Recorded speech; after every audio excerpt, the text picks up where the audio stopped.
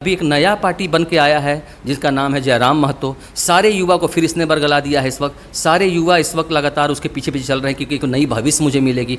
वही हाल होगा उन लोगों ने पुराने अंदाज में किया था, ये मॉडर्न तरीके से करेंगे खतियानी, और कि सच में ये पीएचडी की बात करते हैं। ये सिर्फ जो डॉक्यूमेंट भरा उसमें एमए है सिर्फ ये, तो ये सिर्फ लोगों को इमोशनल के साथ खेल रहे हैं। अमर बावरी को टिकट मिला, मुस्लिमों का वोट मिला, चले गए बीजेपी में। क्या गारंटी है कि कांग्रेस का प्रत्याशी बीजेपी में नहीं चला जाएगा?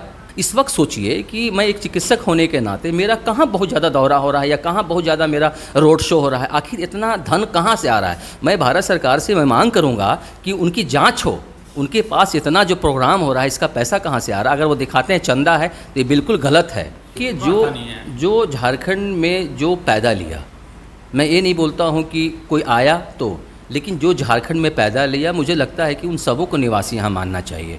क्योंकि जब झारखंड अलग हुआ था तो ये मान के अलग हुआ था कि यहाँ का विकास होगा, उसके यहाँ पे मेडिकल कॉलेजेस होना चाहिए, उसमें यहाँ के मूल वासियों को उसमें सब्सिडी होना चाहिए, उनको निःशुल्क उसमें मेडिकल डॉक्टर की पढ़ाई होनी चाहिए यहाँ। नमस्कार, आप हमारा बोकारो के पन्ने पर हैं और पूरे देश भर में लोकसभा का चुनाव हो रहा है।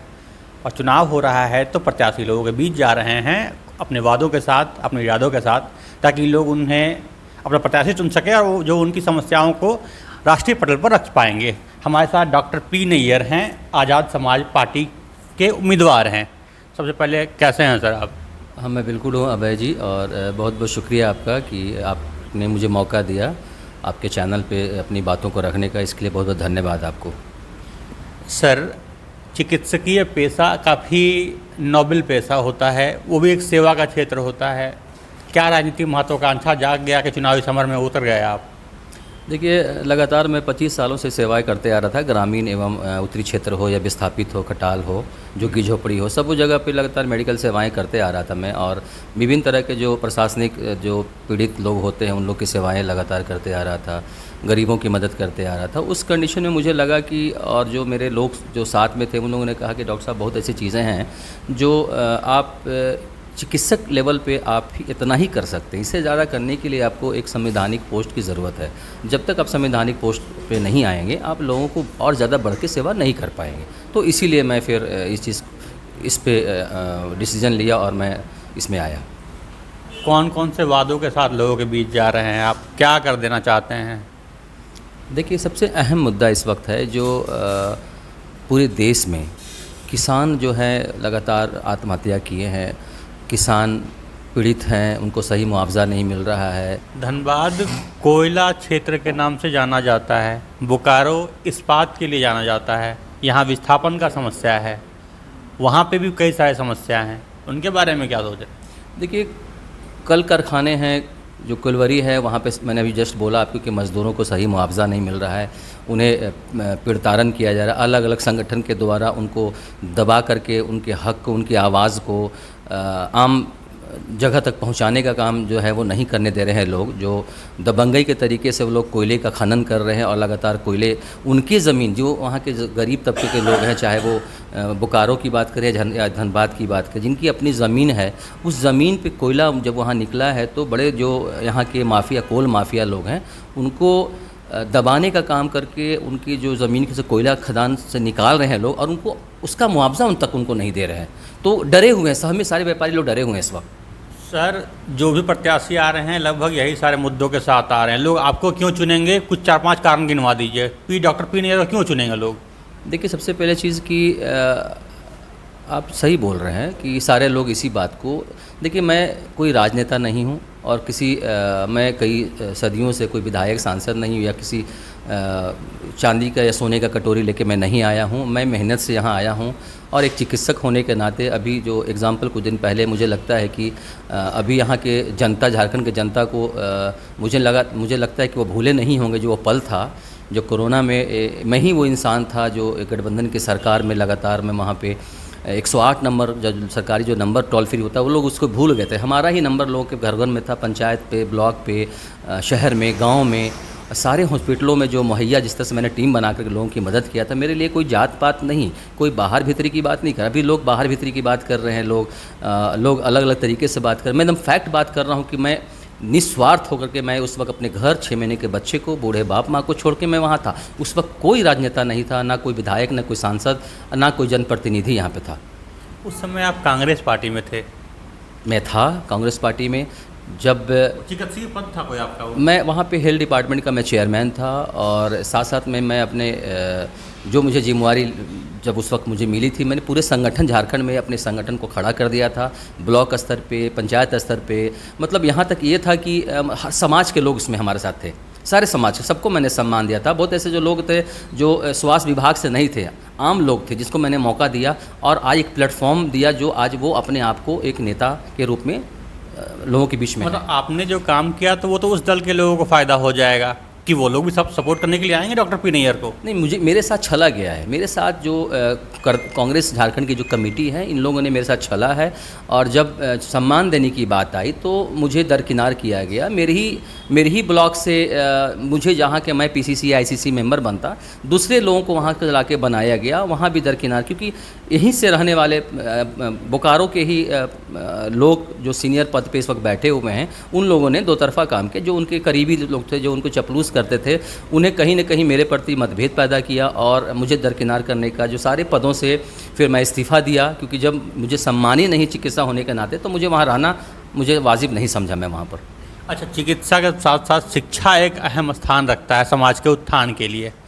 क्या सोचते हैं, क्या करने का विचार रखे हैं? देखिए, मुझे लगता है कि झारखंड, जिस तरह से झारखंड को अलग कराया गया, झारखंड के विकास के लिए कराया गया, तो यहाँ पे झारखंड का विकास नहीं, लोग जो नेता थे, लोग जो अभी सरकार में हैं, वो अपने आप का विकास किए। जो पहले से भी सरकार में इंडिया की गठबंधन थी और अभी जो इंडिया की गठबंधन है, ये लोग सब लोग ने अपने परिवार को, अपने ख़ानदान को, अपने दोस्तों को ठेका दिया, कारखाने दिए, उन लोगों को बनाने का काम किया। जबकि यहाँ पे मेडिकल कॉलेजेस होना चाहिए, उसमें यहाँ के मूलवासियों को उसमें सब्सिडी होना चाहिए, उनको निःशुल्क उसमें मेडिकल डॉक्टर की पढ़ाई होनी चाहिए। यहाँ के मूलवासियों को, झारखंड के मूलवासियों को, यहाँ के जो सच में निवासी हैं, जो किनको मानते हैं सच्चा निवासी? किनको मान रहे हैं आप? स्थानीय नीति, जो स्थानीय नीति है, किसको मानते हैं? देखिए, जो झारखंड में जो पैदा लिया, मैं ये नहीं बोलता हूँ कि कोई आया तो, लेकिन जो झारखंड में पैदा लिया, मुझे लगता है कि उन सबों को निवासी यहाँ मानना चाहिए। क्योंकि जब झारखंड अलग हुआ था तो ये मान के अलग हुआ था कि यहाँ का विकास होगा। उस शिबू सोरेन जी उन्होंने पहल किया था, और बाबूलाल मरांडी जी, उन लोगों ने पहल किया था कि जल जंगल ज़मीन की बात की थी उन लोगों ने। तो जल जंगल ज़मीन कहाँ फिर उन लोगों ने बचाया? अगर जल जंगल ज़मीन बचाया होता तो आज हमारे झारखंड का विकास हो गया होता।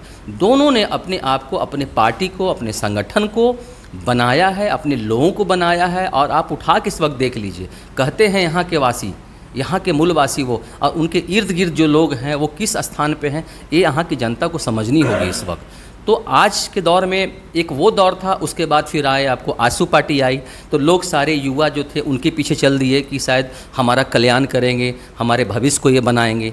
वो एक दौर गुजरा, वो भी देखिए NDA के गोद में जाके बैठ गए हैं और लगातार डिप्टी CM बनते चले आ रहे हैं। तो सारे युवा भी उसी तरह से रह गए। फिर आइए, अभी एक नया पार्टी बन के आया है जिसका नाम है जयराम महतो। सारे युवा को फिर इसने बरगला दिया है इस वक्त। सारे युवा इस वक्त लगातार उसके पीछे पीछे चल रहे हैं, क्योंकि एक नई भविष्य मुझे मिलेगी। वही हाल होगा, उन लोगों ने पुराने अंदाज में किया था, ये मॉडर्न तरीके से करेंगे, खतियानी, और हमारे भविष्य को ये बनाएंगे। वो एक दौर गुजरा, वो भी देखिए NDA के गोद में जाके बैठ गए हैं और लगातार डिप्टी CM बनते चले आ रहे हैं। तो सारे युवा भी उसी तरह से रह गए। फिर आइए, अब भीतरी बाहरी का जो इन लोगों ने नया, वो तो क्षेत्रीय लोगों की बात करें, वो तो क्षेत्रीय लोगों की बात कर रहे हैं, लोगों के हित की बात कर रहे हैं। कई लोगों को मुआवजा दिलवा दिया उन्होंने। मुआवजा दिलाया तो मुआवजा दिलाया दिखने को, लेकिन मुआवजा उनको अंदर से भी तो मिला है। एक मुआवजा जो एक गरीब का बेटा बोलता है, एक खतियानी का बच्चा बोलता है, तो जो खतियानी का बच्चा हो, अभी मैं सोशल मीडिया को दिखता हूँ तो दिखता है 200, 300, 400 चंदा दिखता है, और ये दिखलाने का काम करे कि मुझे फ़ंड आ रहा है। तो कहीं न कहीं इसके पीछे माफिया तंत्र लगे हुए हैं।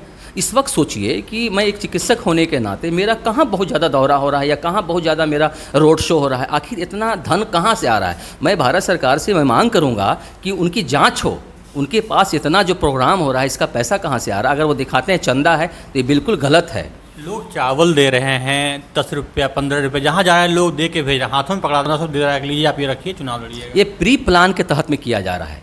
मैं लगता हूँ कि सीबीआई की जांच होनी चाहिए कि इतना फंड आखिर आया कहाँ। एक गरीब का बच्चा जिसके पास बाइक चलने के लिए पैसा ना हो और लगातार रोड शो और करोड़ों करोड़ का जो खर्चा हो रहा है, इस पर जाँच होनी चाहिए। जयराम महतो तो गिरिडीह से हैं, आपके क्षेत्र में वो हैं भी नहीं, तो आप नहीं, मैं गिरिडीह और इसी बात, मैं झारखंड के विकास की बात करना चाह रहा हूँ। इनामुल हई खान साहब तो क्या वो यहाँ के मूलवासी थे, लेकिन उन्होंने यहाँ के लिए, आप इतिहास उठा के देख लीजिए, सबसे ज़्यादा उन्होंने विस्थापितों के लिए आवाज़ उठाया। उसी तरह से मैं डॉक्टर परवेज़ नैयर खान हूँ, मैं सेम उनके नक्शे कदम पर चल रहा हूँ। और यहाँ के विस्थापितों के लिए, यहाँ के मूलवासियों के लिए, या जो बाहर से यहाँ पे पलायन करके हमारे झारखंड में बसे हुए हैं, उन सबों के लिए मैं चाहता हूँ कि एक तरीके से सबकी सम्मान हो, सबको, हाँ उनका हक बनता है उनको ज़्यादा मुआवजा मिले, उनका हक बनता है उनको एक स्टेबल तक उनको डिस्काउंट हो, उनका हक बनता है कि उनको सैलरी में इजाफा हो, नौकरी में इजाफा हो, उनको फ़ायदा हो। मैं ये नहीं बोलता हूँ उन्हें ज़्यादा हो, लेकिन जो बाहर से आए हैं उन्हें भी मदद मिलनी चाहिए, उन्हें भी होना चाहिए, लेकिन उनसे कम होना चाहिए।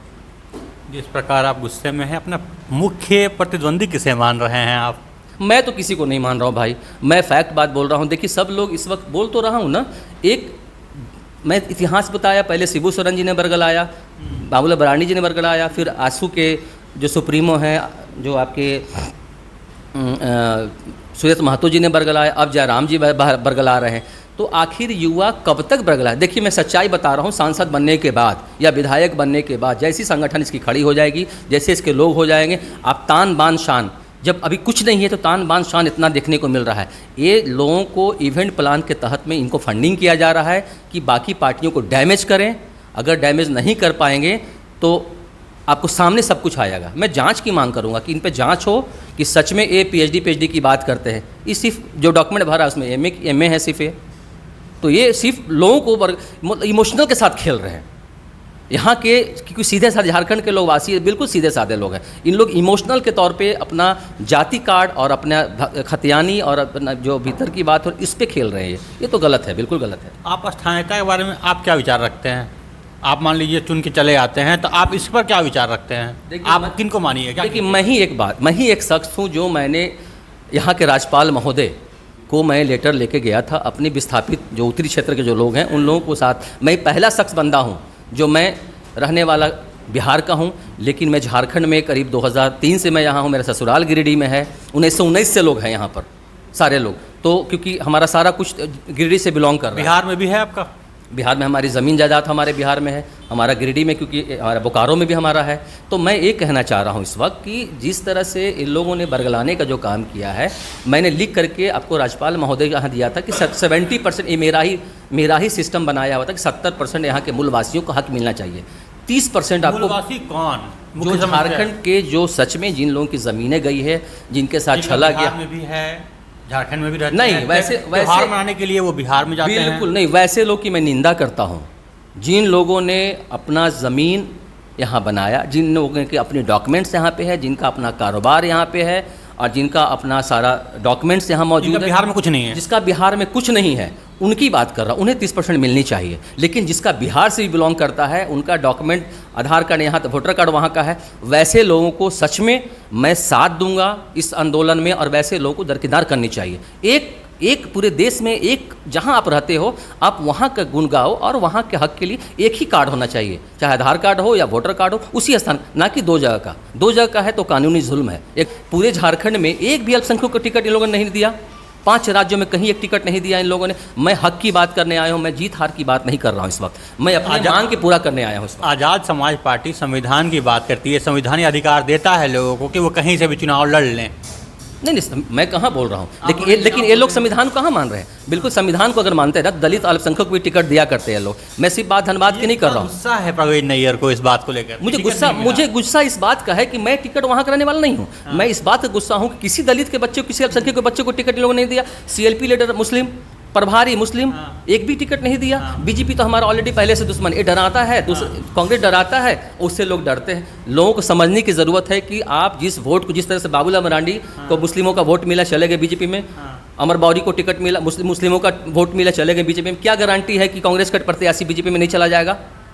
तो मैं घोर निंदा करता हूँ। यहाँ के अवाम को समझने की ज़रूरत है उन लोगों को आँख खोलने की ज़रूरत है कि आप आपका एक वोट भी कीमती है, आपको समझना है। आप कोई जात पात पर ना जाएं, अंदर बाहर भीतर पर नहीं जाएं, आप विकास पे सिर्फ जाएं कि आपको सच में कौन विकास कर सकता है। इसको आपको समझने की ज़रूरत इस वक्त है। जो जीतेंगे वो क्षेत्र का विकास करेंगे, तो ये जानने के लिए 4 तारीख का जो परिणाम आएगा वो तय करेगा कि कौन इस क्षेत्र के विकास के लिए चुने जाएंगे। आप बने रहिए हमारे साथ, जोहार रहेगा।